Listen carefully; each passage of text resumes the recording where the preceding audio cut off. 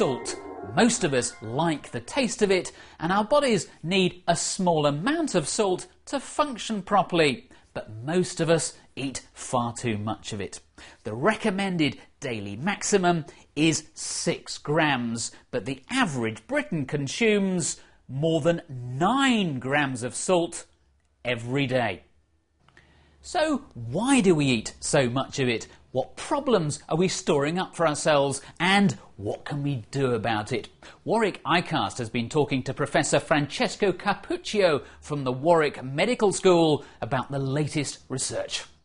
At the end of 2006, WHO gathered a number of experts in Paris to discuss the evidence linking salt intake to the epidemic of cardiovascular disease in the world, with intent not only to review the evidence itself, but to try to agree specific guidelines to be adopted worldwide to help different member states and countries to contribute to the reduction of salt intake at the population level in order to reduce the burden of cardiovascular disease. And what were your findings?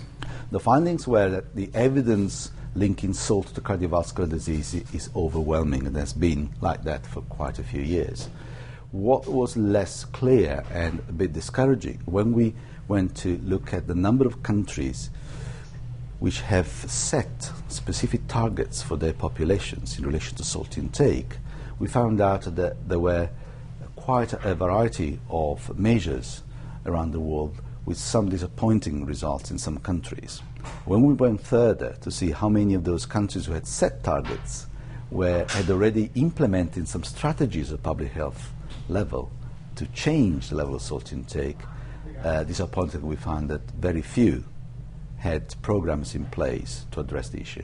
Now, recently there was a separate study by Harvard University which proved a link between high salt intake and cardiovascular disease. Presumably you weren't too surprised by the findings? No, we were not surprised at all. In fact, the missing link between the salt story in relation to the cardiovascular disease was a final proof that when you allocate people to different levels of salt intake and you follow them up for many years, you can show a reduced risk of developing cardiovascular disease in those having a lower salt intake. That if you randomize individuals to a lower salt intake, you keep it on for many years, and then you follow them up to see how much cardiovascular disease they develop over the years, they found that those who had been randomized to receiving a lower levels of salt intake, similar to what we would suggest in our guidelines, that group was experiencing a 30% less strokes and heart attacks compared to those who were keeping on the same level of salt intake as they were used to before.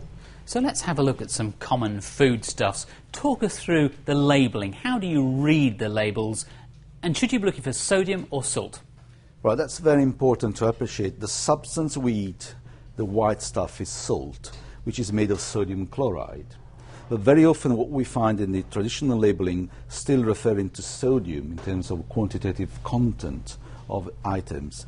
And you can find, for instance, in labels some referring to sodium per 100 grams or per measure of the backpack. This one is 22 grams per pack. For instance, here we have that this particular pack of crisps contains 1.4 grams of sodium per 100 grams of crisps. We have devised a system which helps you relate the saltiness to something very obviously for us. For instance, if I were to ask you, would you drink Atlantic seawater, your answer probably is... Wouldn't particularly want to. You wouldn't particularly want it. Now, that has, on average, 1 gram of sodium per 100 grams of water, which is 1 per 100, 1%. Now, as I look at these crisps now, they say 1.4 grams per 100. In other words, these crisps are 40% saltier than seawater. We have the oat and bran flakes, part of our breakfast all the time, usually also gathered as a very healthy breakfast. Don't we? Then we look at the sodium, and they say sodium per 100, which I suggest you always look at sodium per 100, so you can compare apples with pears. So we'll have here 0.9 grams of sodium per 100 grams of cornflakes. Now, 0.9 is almost as salty as seawater. Now, one of the best ways of reducing your salt intake, presumably, is to look at the kind of bread that you eat. Yes. To give you an idea, loaves of bread can vary between 1 gram of salt per 100, which is seawater content, to about the average would be 0.5, 0.6, and this is probably the standard content of sodium in loaf of bread. And we would recommend, in reality, to look for breads which would have about 0.3, 0.35 grams of sodium per 100 grams. Now here we have a product that's aimed at children. Should children worry about their salt intake? I think children are particularly vulnerable to the effect of high salt, high sugar and high fat content of convenience food, in particular snacks. In fact, snacks in children, for instance, here we have a snack that can be eaten in 1 or 2 portions, would have 0.6 grams of sodium per 100, and that would be regarded as a highly salted.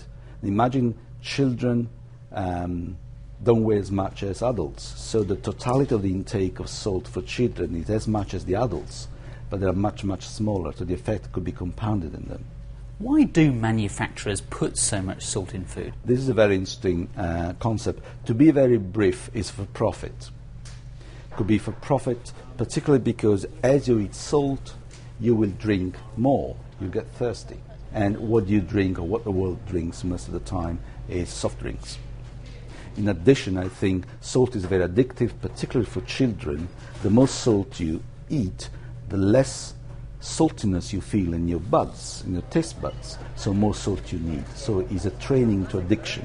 So as a society, what's the answer? The answer is we have a huge responsibility to make sure that we don't produce epidemics of chronic disease. That's why I think in the latest editorial of BMJ, myself and others have called to go beyond the voluntary regulations of the industry in helping implementing low salt strategies. But since the last 25 years, progress has been made, but not enough. I think the carrot and stick rule will apply, where perhaps some legislation would be necessary to help the industry come towards the need of the population.